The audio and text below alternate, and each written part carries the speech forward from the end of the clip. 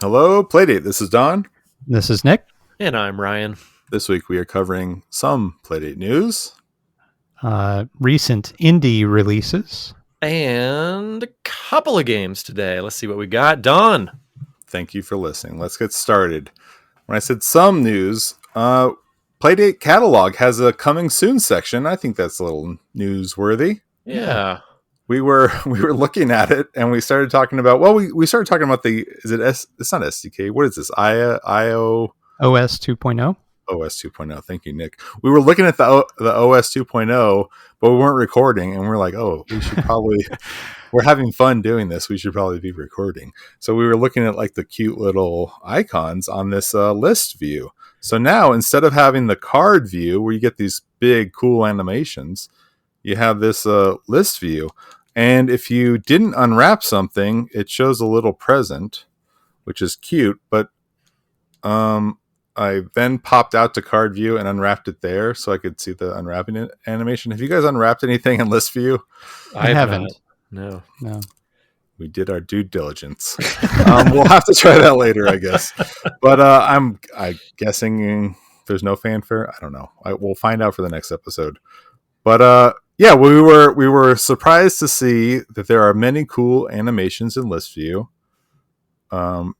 Ryan, for some reason, I've not updated, but Grand Tour Legends has a really cool little biking guy.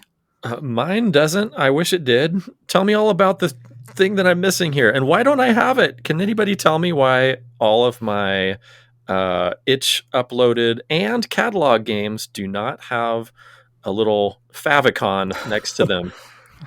Do your Season 1 games have them? Yes, all my Season 1 games have them. Okay. And I updated when you said, hey, go update things. That was like a day or two ago, right? Yeah. So that's like June 12th-ish or something? Yeah, today is the 14th. It's supposed to be the 20th. We all know today's Flag Day. Happy Flag Day, everyone. It is cool because when you highlight Grand Tour Legends, the little biker starts riding the bike. He animates. Rub it in, Don.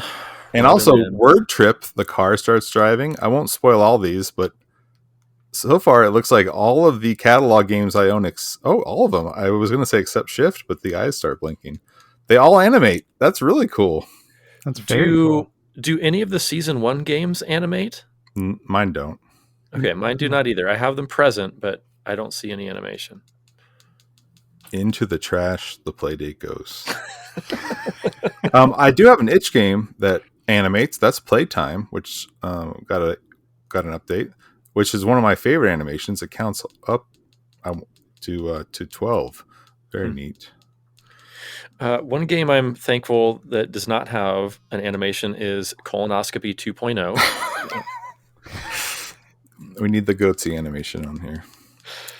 Yeah, these are really cool. Almost all of mine in the itch section do not have a custom animation, but I noticed on the Playdate Squad Discord, somebody, or maybe it was our Discord, I think it was on Squad, but somebody was mentioning that their itch games were automatically updating, and that's something that I brought up a couple weeks ago too. Mm-hmm. And they must be because I have icons here, right? And I haven't updated that many itch games. How's that work, Nick? Have you purchased them recently? Like, are these recent additions? Post Zero has one, and yeah, I have absolutely no clue. Because I've noticed a couple of updates on mine as well, and I have absolutely no idea how that happened because it wasn't something that I initiated. I had an idea. Okay. It looks like all of mine are from devs that have games on catalog. Is it possible they could sneak code in on a catalog thing to push it to their other games? If that's a possibility, it's not widely advertised, but that might make sense. Or maybe they're using the catalog update methods to update itch games. Backdoor it or whatever? I don't know. Well, I don't know why you're not asking the artist about this, because you can just send the redundant sensor into the matrix and it will reboot the interface by attaching its VGA bandwidth. So that's probably why it's not working. But you don't have to ask me. Into Nick mode there for a minute.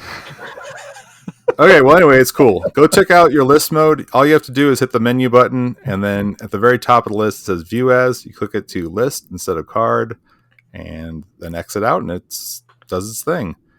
I did notice that there's a little bit of lag in the menu system now with this new update. Mm-hmm. You guys notice that too? Like I have a white Yeah. screen for a second. Okay, so hopefully that gets fixed. But other than that, it's pretty neat. But anyway, going back to catalog, I teased it by announcing it. There's a coming soon section. So there's 3 games in there: Far Away Fairway, Phantom Basketball, and by Gregory Kogos. So yeah, basically you can look at little promotional materials inside catalog for these 3 upcoming games, like GIFs, and read about them and whatnot. You can visit the Playdate page to read more. Pretty neat that there's like a coming soon area. Yeah. I think that's really helpful for visibility too of upcoming stuff. I'll be curious to see, do we know if these are things which are going to be releasing at the next catalog drop, or if they're just in the future at some point? It is not saying anywhere, but it does say that these 3 games are funded by Panic. So I think that's kind of interesting because they're not a season game release. Like these are not season 2 games. Obviously, they're going to come to catalog and you can buy them or not. I'm still interested when and if Panic is going to decide to release a season 2. Maybe they're going to try to finish fulfilling all the playdates by the time season 2 releases. Do you think that's a reasonable goal, or do you think they would release a season 2 before they make everyone whole? My speculation is that maybe there won't be a season 2. With the release of catalog, It's just catalog from here on out. Yeah, may not be necessary. I think that's a little sad. I really loved the season experience, getting to unwrap these games with you guys each week and talk about the same games each week. And it, was sort of felt like Christmas every week. You got a couple new games. We knew we were going to talk about the same ones and have this shared experience. True, we could coordinate and buy the same games on catalog, but man, I'm putting my vote in. Panic, if you're listening right now, please give us another season. I'd be in for it. I think that would be pretty amazing. Yeah, they did that big survey a couple of months ago asking all these questions about season 2. I wouldn't be surprised if they did a season 2. And I don't think they need to wait until they're made whole, because every day people are ordering more play dates. And they'd just be chasing the tail forever. And It's there true. are tens of thousands of units out there. I mean, they still have a market out there. So I wouldn't be surprised if they just, when it's ready, they would put it out. But these titles were announced during the Future of Play Direct from Hey Glitch. So there's no E3, but this is sort of E3 season in quotes. And so there was a million video game announcements this week. And so this was kind of to ride the hype of that. Okay. I don't know. It's Interesting. marketing season. Shall we talk about them? Sure. Yeah.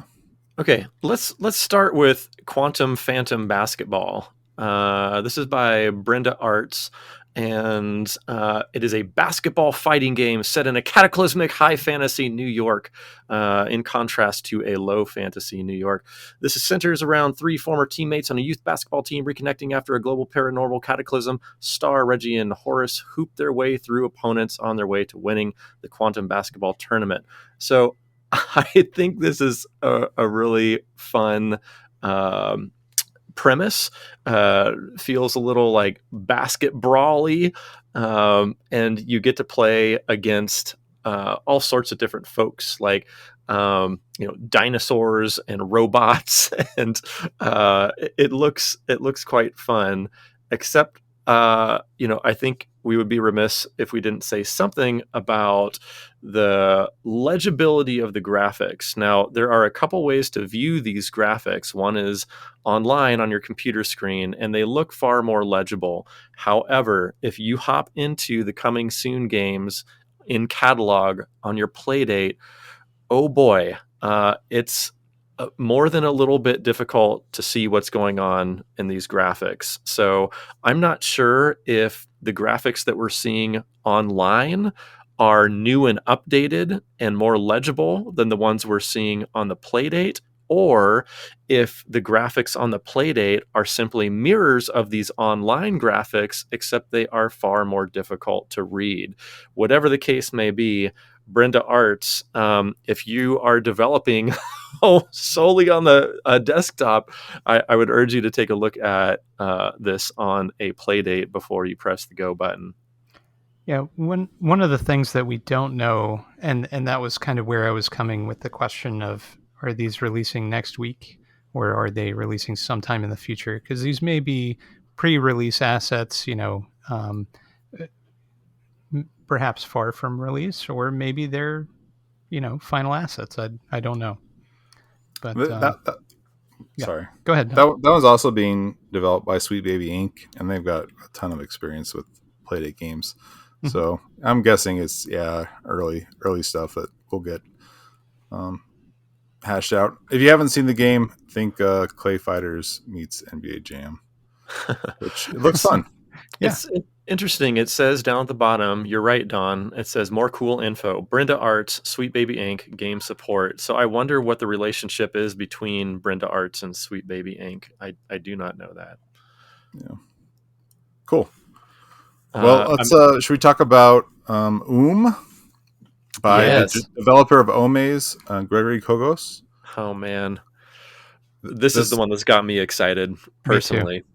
I'm curious to know how the rhythm works. So it's a rhythmic dungeon crawler. It looks a little bit like Berserk, but you're a Roomba, and there's a rhythm thing. It kind of a little mixed with Crypta the Necrodancer. Yeah, mixed with Roomba. Yeah. Did you play Just Shapes and Beats on the Switch? Yeah, it kind of reminds me of that maybe a little bit. Mm-hmm. And then you use the crank to change your direction, but you simultaneously move and shoot on the beat. And then I guess you use the crank to move. So this could be really, I don't know, this looks right up my alley. So pretty neat. I think these, has included only 2 GIFs of this game, but I think these 2 GIFs that are included are very illuminating. The first one shows very clearly what's going to happen if you run into a wall, you die, you start over, and you're supposed to make your way around this maze. But the second one shows these enemies or obstacles, and the fact that you are, shooting out your backside, these fiery blasts. You're using those to target those enemies, but at the same time, as you are firing out those blasts, it's moving you in a particular direction. So I can see how this would be really interesting to try to balance the directional force of the way that your player is moving, but also what's coming out from behind you and how you can target enemies essentially in back of you. This looks really interesting. And the frame around the screen also helps you stay on beat. Maybe if the sound's off or whatever. I guess your gun is also staying on beat, your blast. So, and we're not hearing any music yet. I'm sure, once you turn the thing on, it's going to be real obvious when the beat is. Yeah. And then the final game is Faraway Fairway, which has been hyped for a long time. People have really been looking forward to this one. Nick, do you want to read the description or give your take on this one? So I'm not actually looking at the descriptions right now. I was talking to a different Nick. And by Nick, did you mean Ryan? Because I do have it up in front of me. Unless you want to read it, Don. Faraway Fairway is a golf game that is procedurally generated, and you'll never play the same game twice. That first sentence gives me anxiety. Explore and interact as you make your way to the goal and uncover secrets as you progress and complete your photo album. As a mental health golf game, I'm not sure this is the mental health golf game for me, but Faraway Fairway game is designed to be a relaxing pick up and play. Taking care of your mental health should be like a vacation that never ends. What kind of secrets will you uncover as you play? So in all sincerity, this game also looked real fun to me. I don't golf much in real life, but I do fancy a video golf game. And this looks like it would be a really interesting use of the crank and being able to just very slightly turn your overhead view to look where you need to go. It's interesting how as you turn the crank, I'm looking at that first GIF, the whole screen shifts to give you a little bit better, farther view of where you're looking, even though it's like a direct overhead view. I thought that was quite interesting. What did you guys think about this one? I'm very curious about the procedural generation aspect. So that just means that there's an algorithm that generates the courses for you. So just depending on how heavy-handed that algorithm is, you could wind up with a course that is impossible to play, or you could wind up with ones that have a variety of obstacles that make it very difficult to play. And so usually in procedural generation games, there are kind of tweaks to the algorithm to smooth out that experience. So the procedural generation aspect is interesting, and I hope that it is compelling. But there's multiple ways that I've seen that done in other games, and sometimes it's awesome, and sometimes it is infuriating. So I'm hoping for the awesome side of the scale on this one. It emphasizes several times this is a mental health golf game, relaxing, pick up and play, taking care of your mental health. Should be like a vacation. So I don't see any indication of keeping track of strokes.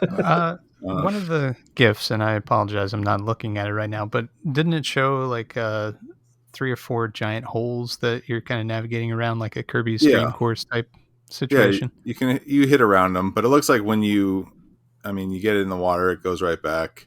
I'm guessing there isn't like a stroke limit, Okay. You make a mistake, it goes right back. Whereas something like Curse to Golf by Chuhai Labs is also procedurally generated, very difficult. That's more like, I think, what you're describing. They are very punishing. You can end up with a very punishing course. You can end up sometimes with a not as punishing course. Depends on what's going on. But because they twice say the words mental health and say the words relaxing, I'm guessing this is just pick up and play, chill, good times. Sounds good. Yeah, I'm curious too about that procedural generation, because it could be super random and, as Nick says, infuriating. But I'm sort of thinking like Forrest Burnsy, where there's like these obvious modules that are the same, and maybe they just sort of click and clack those modules together that are largely achievable. It'll be real interesting to see how this one ends up. I will definitely buy this one and let you guys know. I love golf games. Cool. Me too, typically. Typically, yes. We got a lot of show left. Okay, well then let's go. Sorry, did you have something else, Ryan? No. We got 2 games to review. OS 2.0, just a final thing before we get into the next section here, is that I got another dev notice from Panic that OS 2.0 had rolled out. Obviously, we were talking about that earlier. But if you have written any portion of your game in C, you need to recompile it, or else it will no longer run on OS 2.0 devices. Did we go over that in a previous episode? Yeah. Okay. This deja vu is well-founded. Okay. So. It's a PSA. Yeah, exactly. All right. I look forward to hearing about this again next episode. Don't leave your dogs in hot cars, Ryan. Yes. Okay. Now I'm ready. Thank you. Cool. Indie inventory. Oh my god. We just finished talking about the boopity boop boop boop news and notes, which means we are now into the boopity boop boop indie inventory. I thought Ryan forgot about boops this episode. I almost did. I'm so looking forward to next month when Ryan's on the edge of my seat in a bad way. Okay. Oh, we shouldn't have said I'm going to be gone next month. Then we really could have sold that whole Ryan's fired thing. Don actually fired Ryan. All right. Well, I'm editing out the boops. I'll just edit it next episode. We all know how much Don edits. Okay, let's go. Indie inventory. You want to do it? That's what I thought. Indie inventory. We're at 497 games on itch. So I was hoping we'd hit 500 by tonight. Whoa. You devs are slacking off. Well, you, me, and Ryan Out. had the opportunity to add those last 3. Yeah, we should have published. Yep. It's pretty close. Our fault. Yeah, but don't forget to review games, like and subscribe, whatever you need to do.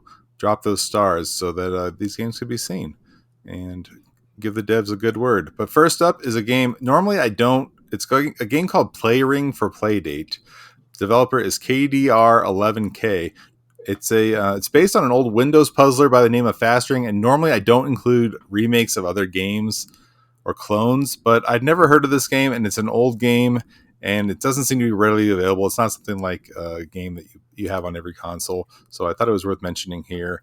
It looks a little bit like that Four Corners game, but different. I don't know. I haven't played it yet. I was thinking it looked a lot like Minesweeper. Yeah, but you're not match sweeping mines. Yeah, you're not sweeping mines. You match a pattern based on these circles. So it looks pretty neat. I need to play it, but I have not played it yet. So it is free, so download it. Check it out. Next up is a game called Coda by KMacD02, also free. This one looks really cool. It's a rhythmic puzzle platformer. Ooh. Yeah, Nick. So you do puzzle platforming, and then the boss battles are rhythm based, and you use the crank to move your slider up and down with the beats. I have also not had a chance to try this one yet, but looks really neat. I am looking forward to trying it. So the art looks amazing too. Yes. And it's free. That's what I was going to... You took the words right out of my mouth, Nick. Sorry, Ryan. Both of these... You should be. The last 2 games are both free. Nice. Oh, this is the game that shows up as a game called Town by Me. I did upload it, and I was like, what is this? And so I just kept scrolling. But, okay, so I think it was fixed. But if you have a game called Town on your device, it's that game. Coda. Next up is Personal Sammy. Name your price. This is Scenic Route Software. Yes, by Scenic Route Software. This is the character from the new version of Shift, now on catalog, that just becomes like a little toy on your Playdate. So I had this. I turned this on my Playdate and just had it sitting on my desk today. And he just looks around. You can push buttons to make him make noises. Otherwise, it's like a little clock with a calendar there. And I guess there's little things it can do. I kind of messed around, and there's a flashlight on it. Like you can turn the flashlight on your Playdate. Huh. It lights up the little light on the top. It's cool. The LED? Yeah, the LED. According to the sales pitch, it says he can look to his left and even to your right. It's really cool. So that is Name Your Own Price. Then we have Dungeon Breakout Chapter 1 by Waver, and that is also Name Your Own Price. This is a cool looking pulp game. Fight through enemies, solve puzzles, meet helpful characters. It looks like a Zelda dungeon crawler kind of thing. So give that one a look. Very cool logo on that one. Next up is Touring by B. Withers. Rest in peace, Bill Withers. And that one is free to download. Is this Miles Born? You guys know the card game, Miles Born? Is that this? I'm unaware of Miles Born. It's like a classic card game. Am I saying it right? Miles Born? Anyway. I don't know. Oh, you guys are rusty on your 80s card games. Huh. Anyway, I don't know. It looks like that. Based on a card game from 1906. But in the 80s, it was called Miles Born. Okay. It was at every who called it in town. I don't know. It looks cool. I have it. I have not played it yet. I've never heard of Miles Bourne, Don. I'm sorry. It's Jason Bourne's little brother. I just looked it up, and evidently it's still being produced, and it is a real thing, so Don is not lying to us. Thank you. I never assumed Don's lying. I just I don't understand the frame of reference. I'm sorry. But yeah, so that was Touring, and it's free. Yes. Crank Crawl is next up by Fabian Fisher. It is $1. I did play this one. I thought it was a slot machine thing, but no, it's not. Like, it's just three lines that kind of have all these different fantasy elements to them, and they drip down. And the idea is you can just select which of the 3 hits the bottom first, and when they hit the bottom, you collect them. So you can collect 3 swords, or like 3 of the same. You can collect a potion, a boot, and an arrow, or whatever. And whatever 3 you collect, that's your attack. That's your move. The 3 things you collect is what you're doing that turn. Yeah, that's cool. It took me a second to figure it out, but yeah, that's cool. So obviously different combinations have different effects. If you need to heal, you collect 3 potions or try to, because there's so many elements in the game. There might not be 3 potions coming down next. So you have different combinations coming down. Anyway, very easy to learn, but fun to play.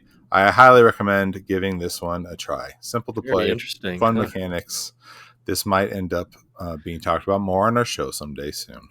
And this is the only game in our indie inventory that is asking an exorbitant amount for their game of $1. Totally worth it. Crank crawl. Very, very. Go give Fabian a buck. Very, very worth it, yes. Ryan? Yes? You're asleep at the wheel. What's our next segment of the show? Pixel. There was a thing, a Playdate catalog. I guess we already talked about No, we that. got a catalog update. We can just say it real quick. Don started putting that stuff in there just to fool the boops, I think. I need to move that. It worked. Yeah, I'm sorry. It worked. I'm a horrible podcaster. We've got some catalog updates. I guess this is where we say I need to highlight it in red or something. We have new updates to the catalog. Since we never record on Tuesdays anymore, when it used to be so convenient to just slot these in there.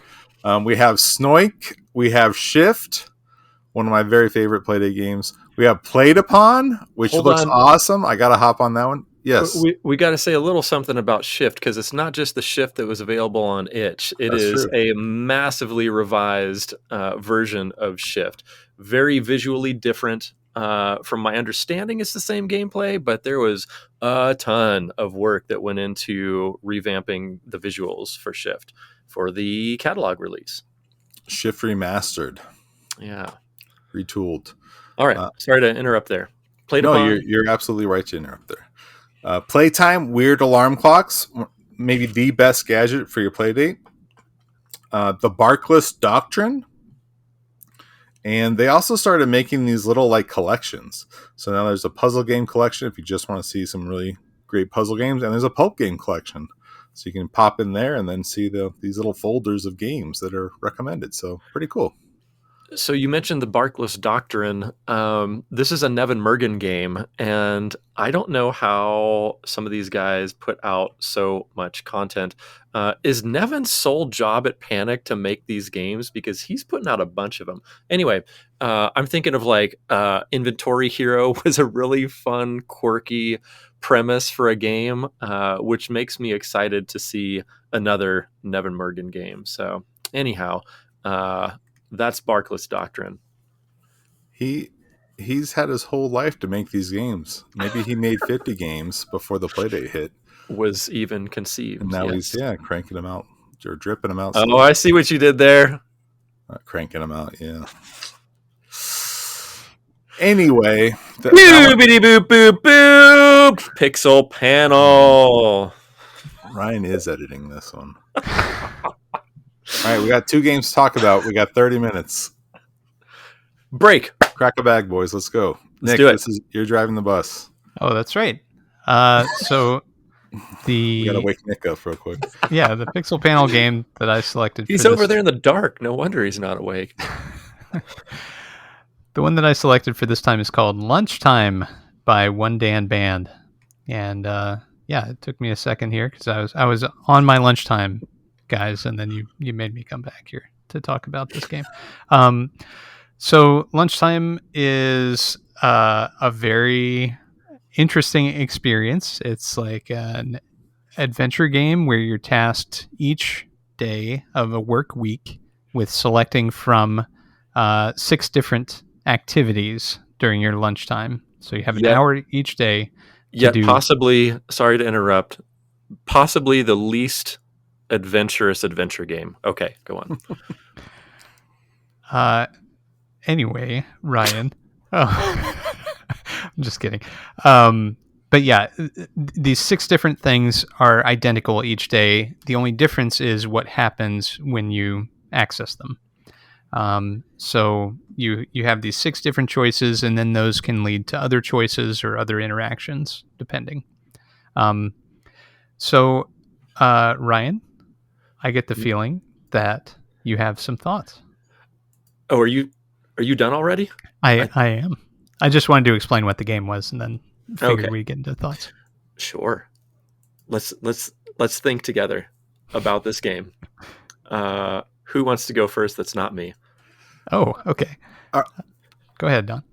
God, we're a mess today. All right, so Ryan was like, he said something in the Discord like, "Hey, have you guys played this yet?" Like, this thing is Like shallow. There's not a two or whole lot. 3 weeks early, as Yeah, usually he's does. like, get. there's nothing to do in this thing. So then that was like a challenge to us to Nick and I, is like, all right, we got to prove Ryan wrong. That is my goal in life. So I hopped on immediately and was like, oh, Ryan's kind of right. Like, there's not a whole lot here. But then there is a lot going on here. And to a point where like, I feel like I did everything. And Nick's like, no. Nick came back with, no, there's even more. So I had to prove Ryan wrong, and then Nick had to prove me wrong. It's like this circle we have of this podcast chemistry we got going. So anyway, so the idea is you sit there, you eat lunch or whatever, and I was like, I've done things in a certain order. I can see that there's only so many orders you can do things.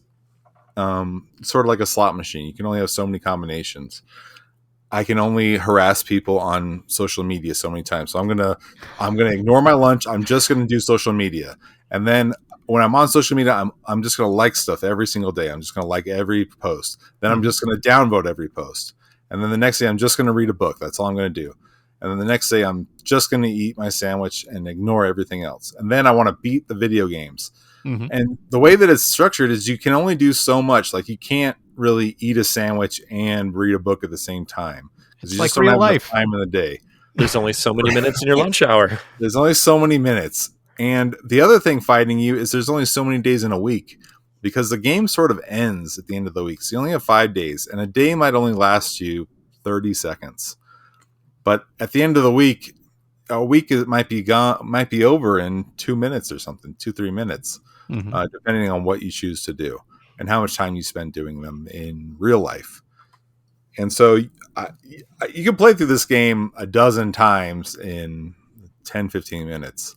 Mm-hmm. And it's just kind of fun to see how many different ways you can do it. So even when I was done, it didn't really surprise me that Nick was like, oh, there's other combinations of things you can do. So there was a lot more depth to it than I thought. But on the same token, it didn't surprise me that Ryan didn't see the things that we saw, because at face value, it's like, yeah, there isn't a whole lot here.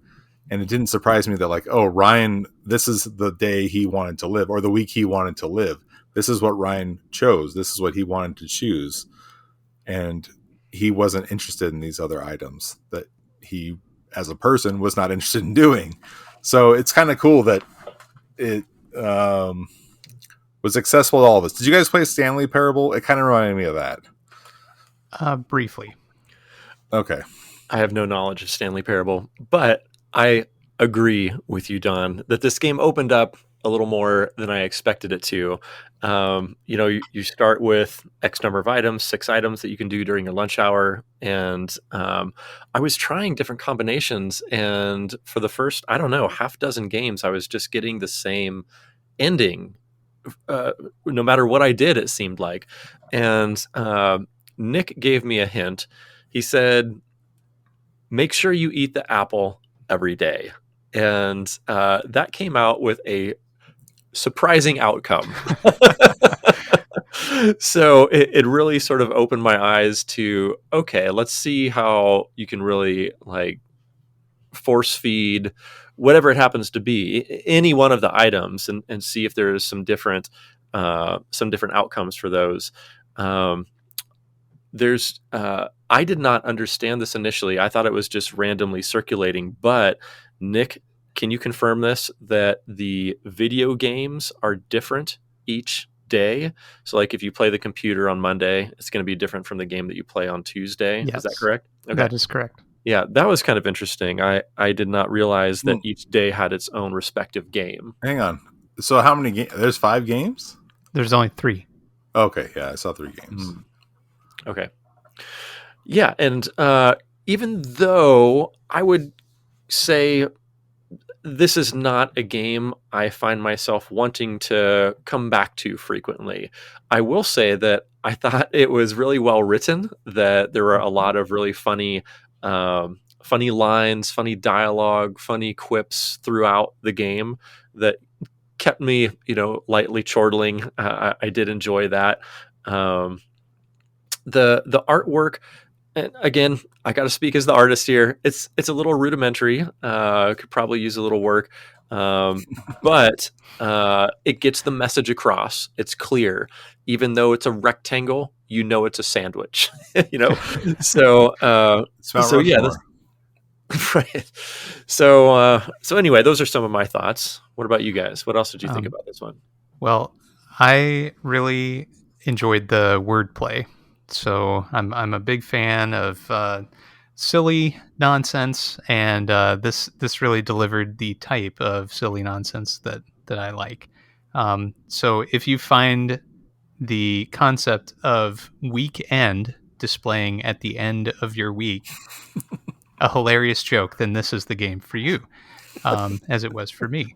I Ryan messaged us, and he was very confused by that message initially, and I said it's really funny. It And wasn't he, confusing to he me. met he I met just with wanted to know if that's the only ending you can get, because that's the only ending I ever got until you told me to go eat a bunch of apples. So I was confused as to whether or not there were alternate endings, or if that's just all you do. Understood. I wasn't sure if it came across clearly that there were two different meanings for the. Oh no, it was not thickly veiled. I got that. Yeah, it's not very subtle. Yeah, there's a lot of really interesting stuff in the book, and each day, the story in the book builds on itself, and it's very interesting. The computer games, as Don and I were chatting earlier here, there's 3 of them, but they all have a common theme, and the common theme is catching a fly. It's kind of reminiscent at the start of like Mario Paint minigame.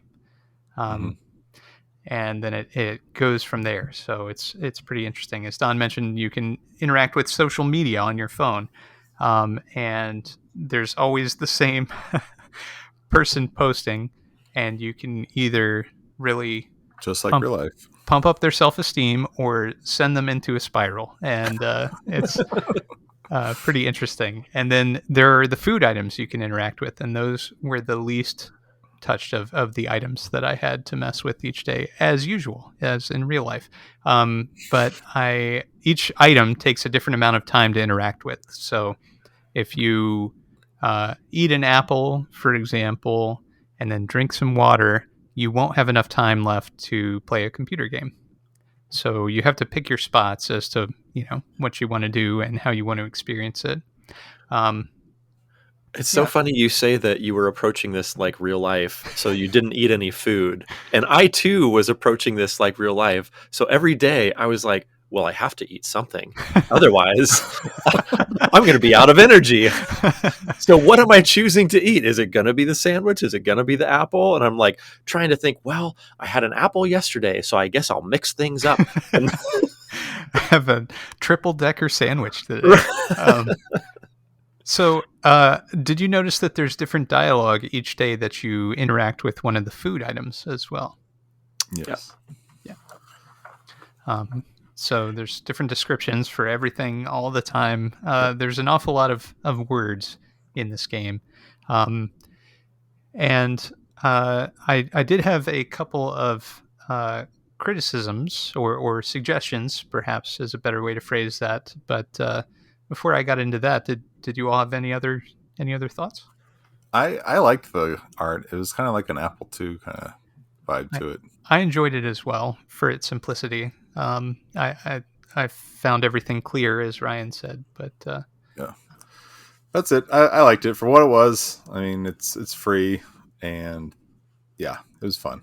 If it was 4 hours long like last week, and then it had this sort of vibe, then probably would have been hating Nick. But yeah, back near the beginning of the description of this game, Don mentioned that there's only so many combinations you can do. But after playing this game and talking with you guys and playing it some more, I actually think there's like an infinite number of possibilities that you can mix and match all these things with. Like, I think if I were on another 4-hour plane flight, that I might have played through more of this.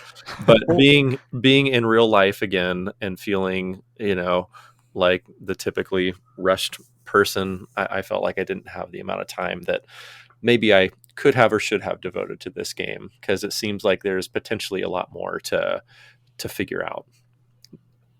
I like that it does cut you off. Some things it'll say like there's no more today or something like that. Yeah. There's no more this week. I forget the dialogue is, but anyway, yeah, Nick, go ahead, because we still got one more game, so okay. I don't want to take from you. So one of the only things that I would suggest is I found a bug in one of the computer games. There's there's a fly, but there's also an imposter, and you have to unmask the imposter in this game.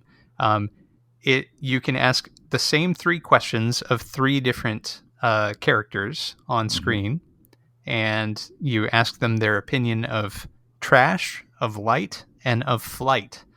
But if you ask those questions out of order, in some instances it will respond with no dialogue. So I found this out the first time that I hit that minigame, and was very confused.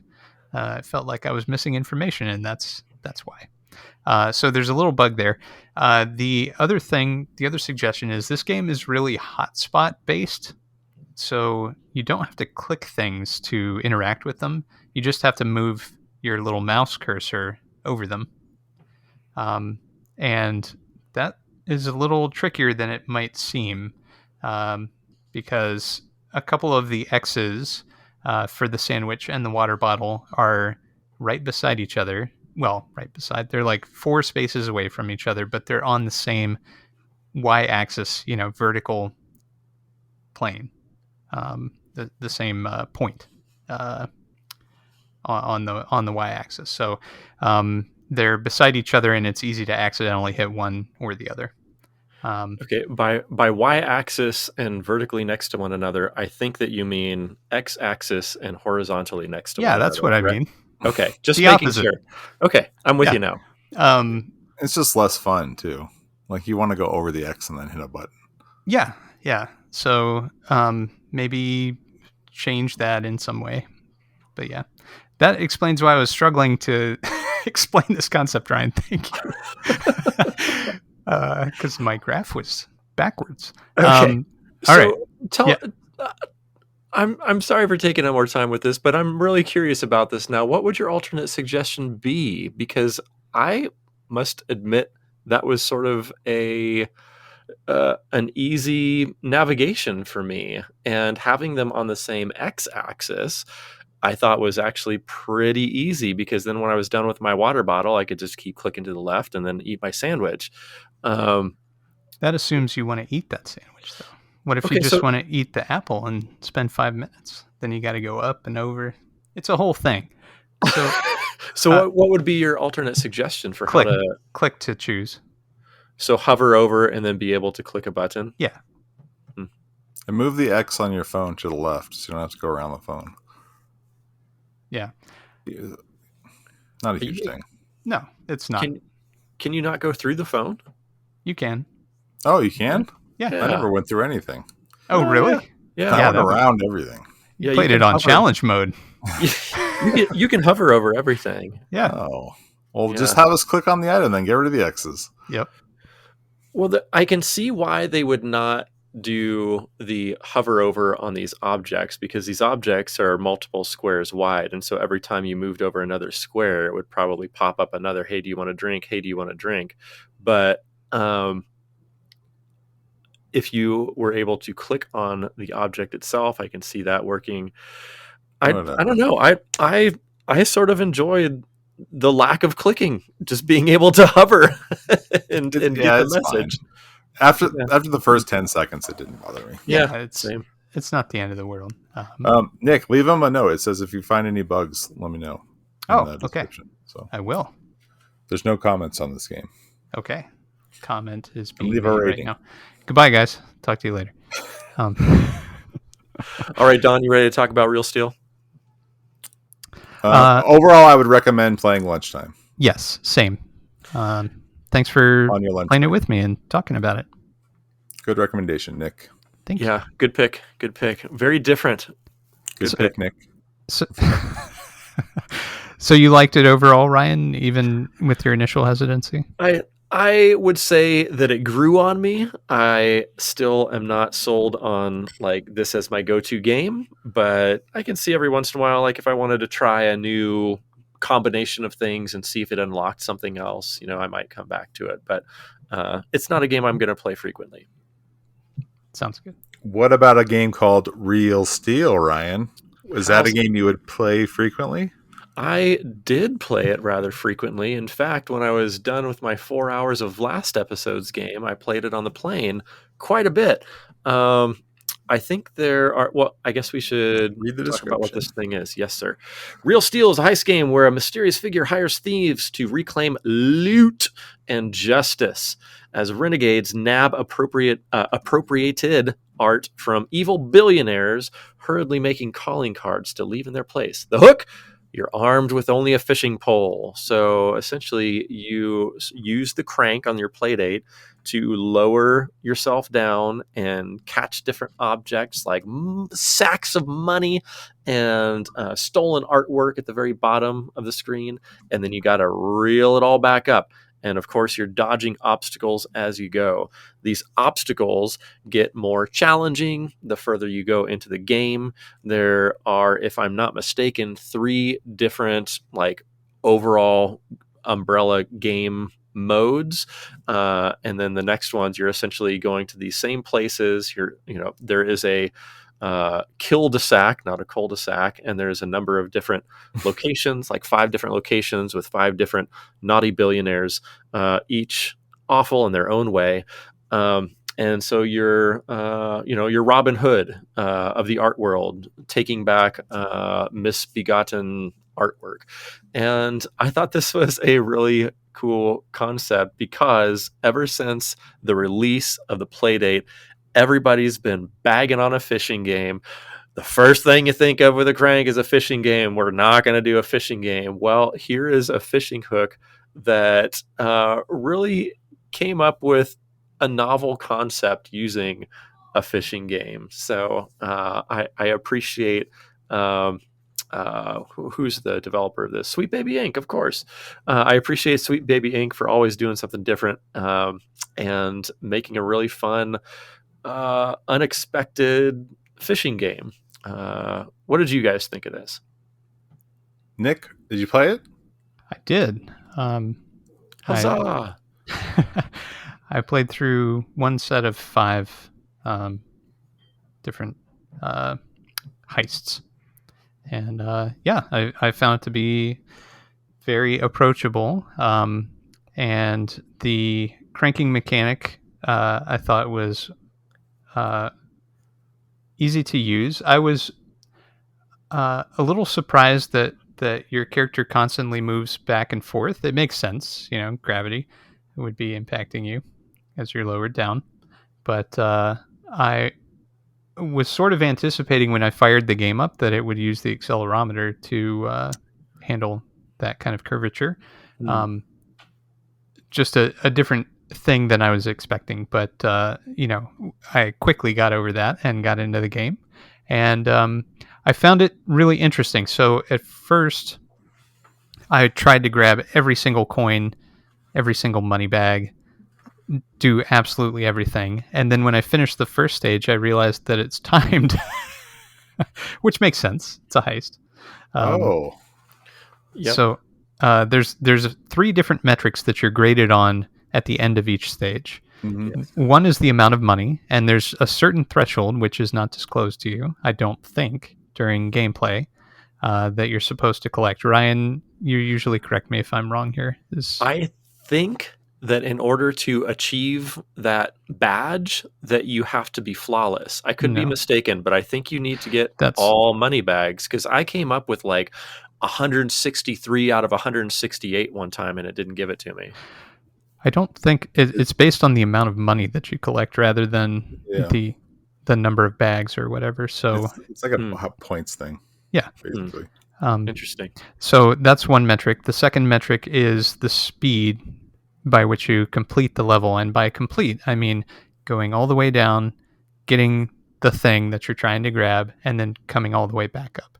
And then the third metric is whether you've been seen or not. And so there's different obstacles and things which will try to trip you up.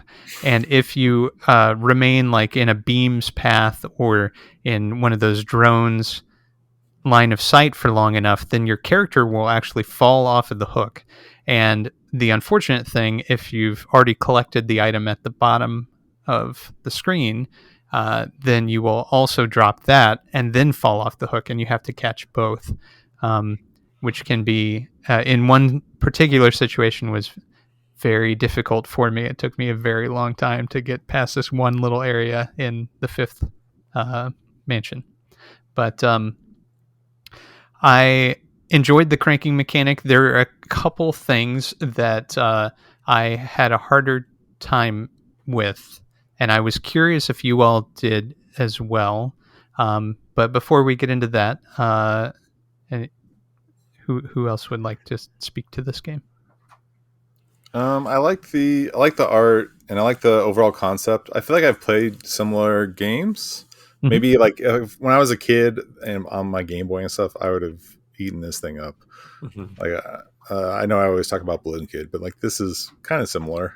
If I was trying to float around and not hit stuff and grab all the coins or whatever, I feel bad for not being able to think of the exact game. Flint Hook a little bit, but anyway, yeah, I like the screen graphics change just enough. Like you can see just on the page, a movie studio, the light bricks and the dark bricks, just enough variety. Honestly, like I'm very eat the rich politically, and like I don't know, like the theme threw me off. I was like, I don't want to think about this when I'm trying to chill, which is kind of stupid, but I was like, I don't know. You like jump into it, and I was like, I don't want to think about this. I just want to play a game.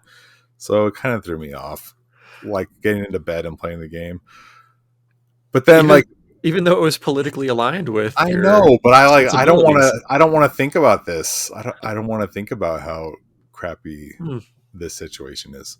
Anyway, so then, but one thing I did like is like I read the description when I get into the game, like the backstory. And I'm like, well, when I get to the bottom, I just want to burn the place down. In a way, like you get to the bottom and you seal the art, and you can draw whatever you want, like in its place. Mm-hmm. Like, you can draw flames. You get to write whatever you want, which is kind of fun. I mean, it's hard because you're using a D-pad. Like I kind of wish you could use the crank to somehow make art. I don't know. That was I'm sure they messed with that, and they just couldn't find a way that they felt comfortable doing that. But that would have been a fun thing to do. But anyway, so the way when you mentioned the three metrics that you can get these medals or these high scores on, I never figured out the other two until the last stage. I was just like, I need to finish this, and so I just like bolted to the bottom, through it, to the top, and then I got those two medals, and I didn't collect hardly any money, so I didn't get the first medal, but I got the other two because I just did it so fast. And I didn't know there was like a timer. Is there a timer in that you can't finish in time, or a timer in that you just don't get a medal? You don't get a medal. Oh, yeah, I don't care. I initially tried to get all the money, and then I was like, I don't care. Like, I don't like those games where you have to like go up, like Shovel Knight Dig. Like, you got to go up and get this secret thing and this other secret thing, or even regular Shovel Knight. It's like, it's fun for the people who want to do that. That's cool. Or Rogue Legacy. But that's not me. I'm not the 100% kind of guy, so I just don't care. But I like that metric's there. That strikes me as so funny because I was thinking about you a lot during this game, Don, because I remember you saying, I'm a coin guy. I like to collect coins. And I'm like, man, there's coin bags all over this place. Yeah, and that was that was my approach on every single run that I did. Like I was like, oh, I must get all the money bags. That's the Ryan thing. Like that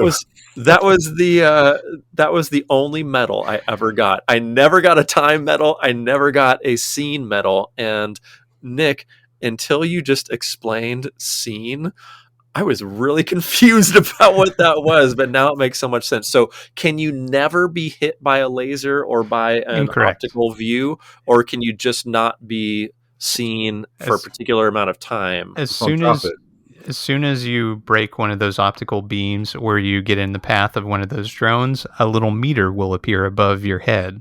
Right. Once the meter fills up, then you're seen and you fall off the hook. Okay, so if you fall, then you're seen. Yes. Okay. Now I'm with you. Okay, interesting. I did not know that. Thank you for illuminating. Just real quick on gameplay, really the only gameplay thing I didn't like is there's like these, you mentioned going back and forth, and that is annoying, like automatically going back and forth. There is a button you can push to change direction, and I found myself really leaning on that. I was just constantly hitting A to kind of keep myself going the direction I wanted, which was a little uncomfortable holding the device and doing that. But the only thing I didn't like is there's these like really fat beams that are like tractor beams that suck you the wrong direction. Yeah, magnets. And when you hit A, magnets. But there's like different magnets that show up later. Yes. That do They're something different. ones with the pole pointed opposite, so they repel instead of attract. Yeah. Anyway, when you hit A, it turns them off, but only for like 2 or 3 seconds. And so like you'll get through a couple, but then they turn themselves back on, and so you're like constantly fighting them. And I guess it's to run the clock out, but it was just irritating. I don't know. That just bothered me. I don't know. Just think of the power usage to run all those magnets, though. I know, they're burning up all that oil. It's being run by billionaires. They've got enough money for it. The fossil fuel thing is driving me nuts. Yeah. Anyway, yeah, overall, I liked it. Didn't love it, but we will be ranking it here in a minute. Okay. I wanted to speak about art for a moment, if I could. I thought the artwork was extremely crisp and clear, especially in the cutscenes. So if you're familiar with Lost Your Marbles, I felt like this was sort of an enhancement to some aspects of that. And the way that they displayed characters and text feels greatly improved from Lost Your Marbles. Which I didn't think was bad at the time, but this is so much more clear and easy to see and read. So I enjoyed that quite a bit. You mentioned the drawing the calling cards. So once you get to the bottom, it says, "Hey, here's a big timer. You can either hold down A and draw something, or hold B and then exit." So unfortunately, each time there's the same timer, and it's like 10 seconds that it gives you to view this message. It feels like an eternity. And once you've 3 seconds, once you've done one, you kind of know what the deal is. Yeah. So I felt like that was a little overkill, getting that message each time. I mean, I get it, but it felt like something that maybe it would be nice to be able to skip. And then drawing the calling card, did you all ever skip drawing a calling card? Yes. Okay. I did too. And I drew a big poop or a middle finger and then skipped it. I drew a bunch of abstract lines. That's pretty much all I can draw.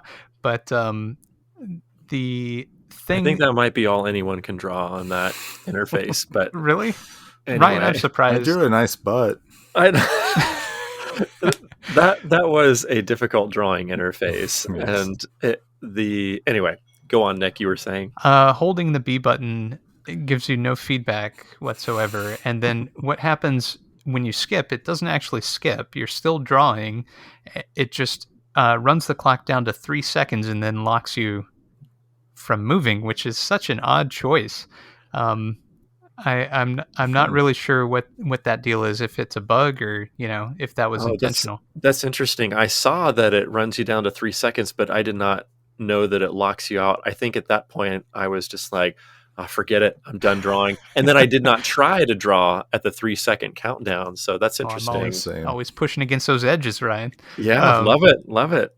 So did you guys try blacking the whole thing out? I almost did, and I was like, I could just hold B and like PictoChat on the DS. Yeah, and then you copy and just paste it each time. Mm-hmm. Yeah. I remember doing that with the Etch-a-Sketch when I was a kid. That was a challenge. Anyway, speaking of art that Nick said about the game 15 minutes ago, I wanted to follow up on that. And Nick, you are an astute art connoisseur because That's the first time anyone's ever said that about me. Well, you're about to get a big compliment because you were talking about the art in, the Real Steel being sort of an evolution of Lost Your Marbles. Well, guess what? Will Herring did the artwork for Lost Your Marbles, and he is one of 2 artists on Real Steel. So good eye, Nick. I did not make that connection, but really nice work there. Every once in a while. Yeah, the art was great, but the writing also I thought was really good. Like the actual writing was clever. Crook, line, and sinker, stuff like that. Cul-de-sac, very evil, but cool. I like the safecracker home screen kind of thing. The cul-de-sac, very safecracker for you pinball heads. Anyway, we're out of time. So okay. Any other thoughts? I think we better rate this thing. It's free on catalog. Yeah, I highly recommend playing it. It's definitely worth playing. Yes. Didn't mean to sound down on it, but yes. Yeah, I had a lot of fun. I didn't. It is fun. Yes. I almost made it through the 3rd of 3, I think of 3 modes. What are we calling that? I feel like I'm not using the right word. Rounds? Yeah. Rounds. Yeah. You have different characters and a different story each time, right? Yeah. So I'm excited to go back and experience those other 2. Me too. I just ran out of time before we recorded. Yeah. So. Cool. Don, where'd you put it? So on our season 1 rankings, you can view those on our homepage and on Discord. I am putting it at number 19, right between Star Sled and Forest Burns. All right. Sounds fair. Nicholas Cornelius Bartholomew Baldridge, what are you ranking this? I actually had a hard time ranking this one. So initially I was thinking a particular spot, and I was thinking of ranking it above Lost Your Marbles. But looking at this list again, there's so many fun games in Season 1 that I have a hard time putting it above some of the ones which are ranked below Lost Your Marbles. So I think I'm going to put it at the new number 21, which is above Battleship Gadios. Wow. Well, all right. Well, it looks like I'm ranking this the highest of all of us because it's going to be my new number 16. I'm putting this below Ratcheteer and above Zipper. Zipper's a great game, but it's one that I feel like it's kind of too smart for me. So I feel like I would come and play this game, Real Steel, more often than that. So 16 it is for me. And my ratings are wrong because I don't have recommendation dog on this list. So I guess that makes it number 20. All right. Anyway, cool. Thank you guys. Yeah. Thanks for chatting, and thanks everybody for joining us and listening.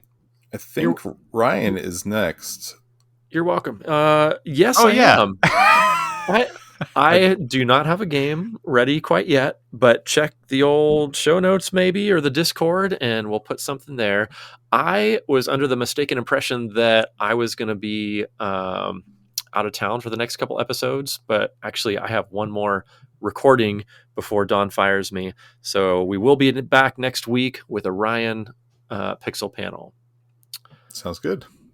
Check out the podcast on our website, playdatepodcast.com. And our Discord, lots of activity there. Thank you everybody for joining the conversation on our Discord. You can find all of our social links in our show notes on this very episode. Thank you, gentlemen. Have a wonderful evening tonight.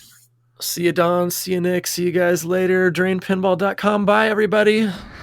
Thanks, everyone. Bye.